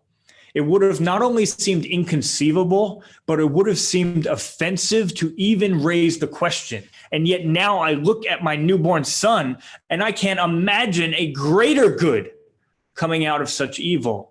And then when I imagine the possibility of us being together as a family in the future for all eternity, it puts me in awe of both the power, but even more than that, the love of the God that I serve. And so it's a very difficult question, but as I begin to reason it through and think about the central message of Christianity, of life out of death, it brings me to a point of just being deeply, deeply grateful to serve and to worship a God who is able to bring good out of even the most catastrophic evil. This problem of suffering, this problem of evil is such a monumental question that if you don't mind my doing so, I want to add on to such a powerful and moving answer, especially coming from the personal way in which Vince has taken the philosophical and made it extremely applicable to his own life and hopefully to yours as well. And I'll bring it to you from a friend of mine. A friend of mine asked me a question over dinner. He was an atheist, and he wanted to know how I became a Christian. So I told him the story I told you all. And so the conversation turned philosophical, turned theological pretty quickly. And he said, you know, I have a problem believing in a God who would allow such horrible suffering and evil in the world, because if he was all powerful, he could stop the suffering. If he was all good, he would want to stop the suffering, yet the suffering and the evil still exists. So either he's not good, or he's not powerful, or more likely he's just not even there. And we began to talk about the different answers to the way in which this issue is actually addressed. And of course, there's many different answers to it. And one specific one that we somehow, for some reason, we centered on this, was that God, if God knows everything, then God could allow, but not cause, suffering to exist in the world for a greater possible good, or a way in which he can work something out that, despite his desire for that thing not to have necessarily happened, through his permissive will, he allows it to happen for some greater good. And my friend disagreed immediately, and he said, no, not a chance. How can you tell me that the tsunami that happened in 2004 in the Indian Ocean, that killed 250,000 people and left millions more homeless, how can you possibly tell me that's for a greater possible good? Now, the philosophical problem there, of course, is that he was making an assumption, wasn't he? He was saying that he knows with certainty that there is no possible future where a greater possible good can come from a suffering that God doesn't ordain, but does allow. And he's using his infinite knowledge of the future. My friend is positing that he has infinite knowledge of the future, that he knows there's no possible good. He's using that infinite knowledge of the future to disprove the existence of a being who would have infinite knowledge of the future. And so the whole thing was actually self-defeating in one way, because the minute you say no greater good can come from even the worst atrocities, we're taking upon ourselves the mantle of saying, we know there's no way this can be greater, whether 5 minutes from now or 75,000 years from now. We're not in a position to know that. But is that comforting? Not really. I mean, that's a philosophical response, but is it really comforting in any way? Does it suggest there's a moral response to it? Not really. But the whole question itself is moral. This is a moral question. If everything glorifies God, even the horrible things, and what I would say to you is that that question is itself a moral question. It's asking about objective moral realities, and it's saying that it would be objectively morally bad, or at least implies that it could be objectively morally bad for God to use atrocities for his glory if it hurts so many people. But that's a claim about objective moral truth. And I would posit to you that if there is no God, then objective moral goods and evils don't actually exist. They're just subjective based on us, because if we're the pinnacle, if there's nothing above us, then by definition, all morality we begin to define, whether it's through evolution or other reasons or other ways, we're the ones who define morality. And if history's shown us anything, we are notoriously bad about this. We're terrible at defining objective morality, because by definition, it can't be objective. It's based on the subject, which is us. But if there is a moral, transcendent person, then personal, transcendent morality exists. And a personal, transcendent, a morally transcendent person is exactly what God is. So God makes possible the very morality upon which this important question is based. And what I would say is this, is that it isn't that the atrocities glorify God. It's God's ability to use evil and awfulness that glorifies God. Because it's one thing for the salad days to be here and God to be given glory when everything's wonderful, but it's another thing for him to take the horrible, the worst of humanity, and use it somehow for a greater good, despite ourselves, not despite him. But let me say this. So here's what my friend said to me, and he asked this question. He says, it's one thing for me to believe in a God who could possibly exist in a world where suffering and evil exists. But here's my question for you. How can you tell me this God is good and values me or my mother when he let her die of cancer when I was a kid? The existential rubber has met the philosophical road, you see. and it's no longer a matter of philosophy. Now it really has to matter. And so this is what came out of my mouth for him, and it dovetails with what Vince has said, is that the Christian faith does not leave you with the theory that God could allow evil, but not cause it for a greater possible good, but that God did allow evil to happen to his own son for the greatest possible good there could ever be, the salvation of the entire world. So it isn't a matter of theory for the Christian, it's a matter of history, but it's also a matter of solidarity, you see. You see, in my former worldview, my former faith, all pain is a test of faith. It's either a result of your own wickedness or it's a test of your faith. And in other forms of theistic belief, whether pantheistic or monotheistic or henotheistic or whatever it might be, pain is either an illusion that you need to wake up from, or it's a test, or it's random. But in the Christian faith, pain is something for which the God of the universe actually feels an affinity for you, because he himself gave of his own son. Not only is the Son, who is God incarnate, the one who experienced the pain of forsakenness on the cross, but it is the Father who had to turn his back on his Son, who feels that pain of the rupture in relationship, so that he could look like us, so that Jesus could look as guilty as we are, and the wrath would be poured upon him. And the Father doesn't want that, but he does that for your and my sake.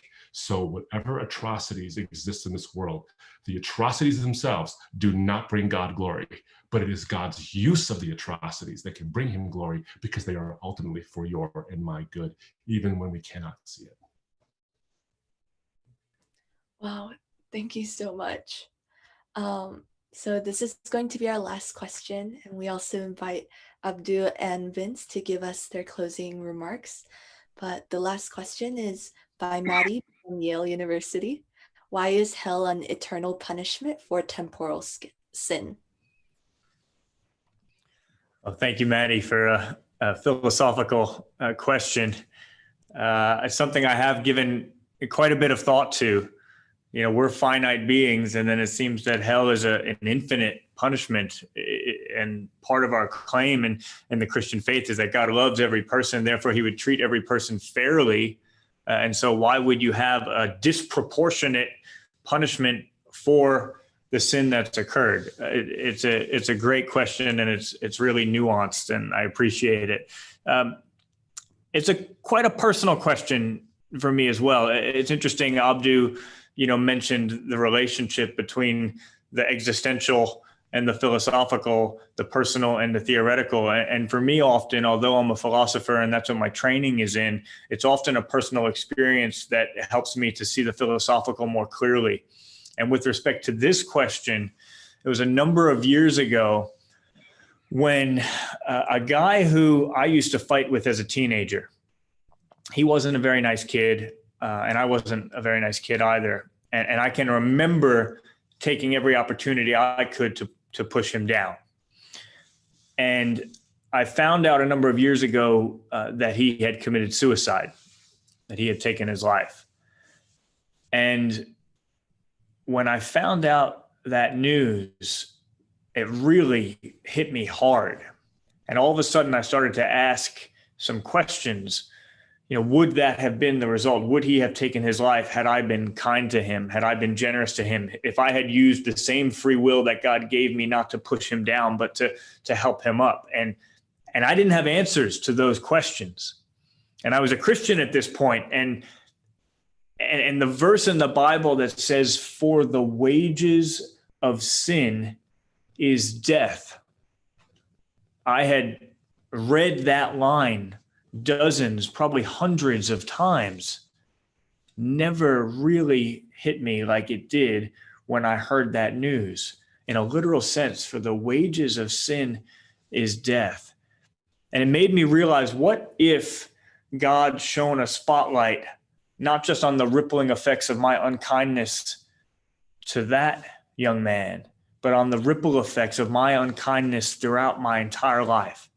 I think we vastly, vastly underestimate the reality of the sin and the guilt in our lives and the bad consequences that we are a part of. Maybe we underestimate that because we don't really believe there's a resolution for it. And so we don't want to admit that that's the case, because then we'll just be wallowing in despair. I think Christ frees us from that because he has done what is necessary. He has paid that price. He has made that sacrifice. And so for me, at least when I became a Christian, it freed me to be honest about the sin in my life. I would never ask for forgiveness before I came to faith. One of the biggest differences in me from then until now. And boy, am I glad that that happened before I got married. But now I'm probably in the other direction. You know, I ask for forgiveness all the time. If I go a week without asking for forgiveness, it's not because I've had a perfect week. It's because I'm wanting to hold on to my pride and not admit that.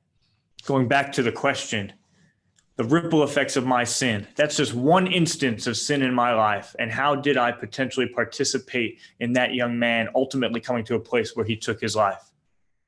That's not to mention anything else. One instance. And now imagine the impact that that had within his family.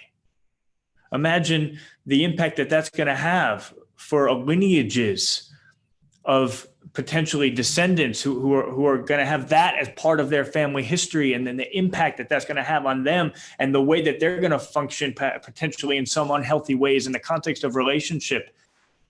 The more I think about it, it's not so clear that my sin is finite and the punishment is infinite. My sin is a lot more significant than I ever gave it credit for. And it makes me wonder if that's partly why Jesus speaks at times about kind of looking lustfully being as adultery, unjust anger being as murder. I think if we saw reality from God's perspective, the things that we brush off as, it's just no big deal. It's just kids being kids. It's just teenagers being teenagers. Much more significant than maybe we think. And one other thing I would say here is that I think the significance of sin also depends on the extent of the love of the person you are sinning against, the extent of the love that they have for you. You know, it's not good for me to be unkind to anyone, but it's particularly bad when I'm unkind to my mother. Why? Because she made serious sacrifices for me. The amount of time and energy and pain and emotion, the things that she did for me that she didn't have to do for me out of love for me, means that there's something particularly bad about when I turn my back on her and I'm unkind to her. One of the reasons I think we underestimate the significance of the sin in our life, the infinite quality of it, which requires an infinite sacrifice and an infinite punishment if we don't accept that sacrifice. One of the reasons for that is because I think we just vastly underestimate God's love for us. I think if we understood how extravagantly God loves us, that it would cause him to say, I'm going to step down from a heavenly throne where I am completely immune to all pain and suffering, and I'm going to come and live a human life where I have no place to lay my head and where I'm going to be completely deserted, and I'm going to sweat as if blood, and I'm going to say my heart is sorrowful even to death as I look to the next day where I'm going to be crucified, naked, abused, exposed. I'm going to make that choice because that's how much I love the people who I'm going to live with and make a sacrifice for. If we understood how infinite God's love for us is, then we would understand how bad it is when we ignore him, when we turn our backs on him, when we act in the ways that are opposite of what he has put deeply in our hearts. So I hope that's helpful as we think that through. It can seem like a discouraging answer to say, hey, sin is really serious in our lives. But I hope the flip side of that and the encouragement is, and yet God was willing in his love to make a sacrifice that was so great that any sin in our lives, as significant as it is, pales in comparison to his love for us and what he was willing to do for us.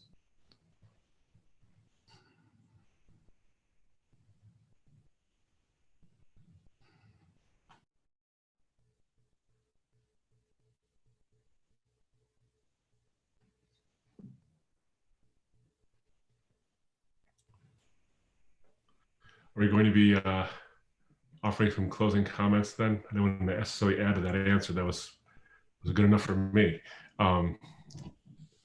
So let me take a moment then and say a closing comment. Thank you all for your patience and for your kindness and in your hospitality and accepting us into whatever rooms you happen to be in. Some of you look like you're in libraries. Others of you look like you're at Dunder Mifflin. Others of you look like you're at home. So it's wonderful. Thank you so much for the opportunity to spend this evening with you. On behalf of Vince and myself, I do want to say thank you. As I think on this last question and on all the questions we've been answering tonight, I think about the very fact that we're able to ask these questions at all in this cordial way, where there's been challenging questions that aren't in a gotcha mode. We have been so inundated of late with an insincerity of question. I just wrote a book called Seeing Jesus from the East, and Jesus, as an Easterner, and many of you Easterners will know this, he was in an honor and shame culture, which means that it wasn't morality wasn't necessarily based on just guilt and innocence or truth and falsehood, but on the way in which what you do affects the community around you. Do you believe something because it's expedient for the community to have you agree with them in that culture? Or do you disbelieve something because it's the right thing to do? Even if it was true, should you still disbelieve in it because of your parents or because of tradition or whatever it might be? The West is becoming very much like that. East and West, they say, are as far apart from each other as could possibly be. They never will meet. But I would suggest to you, culturally speaking, they're meeting today. And what I mean by that is if you engage for 5 minutes on Twitter, or you engage for 5 minutes on almost any social media platform, you'll find that when someone says, honest question, and then they ask their question, the question is anything but honest. It's actually a way to make the answerer look like a fool. And Jesus engaged in this all the time. Whenever someone asked him a question, whether it was public or it was private, almost all the public questions were a way to engage in an honor game where Jesus was supposedly to be made look like a fool, so that he could lose honor in the culture's eyes, and his questioners would gain honor. But Jesus always turned it around. He didn't humiliate his questioners, but he did engage in their questions and expose their motivations. But he did it in a way that allowed the audience, who wasn't in on the game, but were there to witness the game, where he dignified the audience. And I want to say to you, all of you, no matter what your questions were, and if we didn't get to all of them, we apologize. Of course, time is of the essence and time is limited, of course. But all of you have asked questions with a sincerity that we're very, very grateful for, and is refreshing, because sometimes questions aren't always so sincere. We still answer them, and they're challenging, and they should be answered. But the Apostle Paul said that we are to let our speech be gracious, seasoned with salt, so we may know how we ought to answer each person. He doesn't say answer each question. He doesn't say answer each controversy or each issue. He says answer each person. We hopefully have not been engaged in the question answering business tonight. Hopefully we've been engaged in the person answering business tonight. And we hope that you have felt that way. So I want to thank you, because your questions have come to us in a personal way and in a philosophical way and in a challenging way, yet they've come in a very cordial and collegial way. And we hope that we've imparted something of value in the time we've had. My closing thought is this. If you are a person of faith, I hope that your faith has grown stronger. If you're a person whose faith is hanging by the thinnest of threads, I pray that those threads have been strengthened with more threads attached, and that you continue on in the journey. But if you're a person of no faith, you came to this meeting with no faith really whatsoever, or maybe a different faith in the Christian faith, and you came with a bit of a cynicism or a skepticism or whatever ism you might be carrying with you, just like me, just like Vince did. I want to suggest to you something. Take a chance on something. Take a Gospel of John, take a Bible, whether it's a full Bible or just a New Testament, and open the Gospel of John and read it, and read who the person of Christ really is all about. It's one of the most stunning accounts of a life ever lived. And some of the deepest theological things you'll ever read are in the Gospel of John and in the person of Christ. And then ask yourself, is this worth my praying this next statement, whether you believe there's a God there or not, whether you think you're talking to the wall or not, and just say, if this is who you are, will you reveal yourself to me? And then read that Gospel of John again, and then pray that prayer again. It's simple, it's easy, it's short. And see if God does something in your life. I can't guarantee anything's going to happen. What I can guarantee is that you'll read one of the most influential books ever to be written in the history of the world, and maybe for the first time, and you'll see the character of the most influential figure in the history of the world, who is Jesus. That's inarguably the case. But if we do it with a searching heart, if we do it with even a skeptical heart, I think we can see something beautiful. And the Bible actually encourages the skeptic to ask questions. Can I give you 2 examples and then I'll be done? You look at John the Baptist. John the Baptist, the one whose words spoke so beautifully and powerfully to me. John the Baptist was the one who was the progenitor of Jesus, who was the one who was clearing a path for Jesus in the New Testament, who was saying, make straight the paths of the Lord. He was heralding Jesus's arrival. But then John the Baptist gets thrown in prison because he calls out the iniquities and the bad behaviors of a ruler. He speaks truth to power, and he's thrown in prison and about to be beheaded for it. And in those moments of despair, he sends his disciples and his followers to Jesus and asks the question, are you the one who is to come, or should we wait for another? In other words, John expresses doubt. The one of whom Jesus said, there is no man greater born among women than John the Baptist. This same guy expresses doubt. And what does Jesus do with his doubt? He doesn't say, you go and tell that lousy so-and-so who's abandoning me now that, I want no part of him. He doesn't do that. He says, go and tell John what you see and hear, that the dead are raised, that the sick are healed, that the blind see and the deaf hear, and the good news is preached to the poor. Go and give John the evidence that he needs to be strengthened in his time of despair. And then there's the Apostle Thomas. The Apostle Thomas, who would not believe, though he saw Jesus minister, he saw the miracles in Jesus' life. When Jesus is crucified, he's devastated by it. He's shaken up to his core by it. Doesn't know what to do. And his colleagues all say, we've seen the risen Jesus. We've seen him alive. Take heart, Thomas. But Thomas won't have it because he's just not there. He's just not there with them right now. The despair is too great. And he says, I won't believe until I see the scars and I put my hands in the holes and in the scar in his side. And what does Jesus do with Thomas's questioning? He walks through the locked door in his newly glorified physical body and says, here, Thomas. And he says to him, Shalom Aleichem, peace be unto you. My resurrection, my body is your peace. My resurrection, this glorified body I have, is your peace, because one day you'll have one too. And Thomas falls to his knees and says, my God and my Lord, and he gives his life to Christ, and he sacrifices his own life in spreading the gospel in India.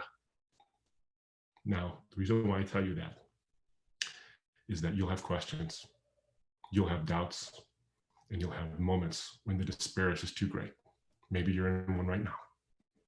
But can I tell you that the fact that Jesus bears scars for eternity, he will never heal those scars, is because the eternity of hell that we are fearing has been paid for in the eternally born scars of Jesus, so you can have an eternity with him. And it's in that moment that hope can last despite our circumstances. This is who I offer to you, and I would suggest read this Gospel of John, and maybe you'll see something of the hope that can outlast coronavirus. It can outlast our circumstances. It can outlast elections. And it can outlast Twitter and the snarkiness we're all giving to each other.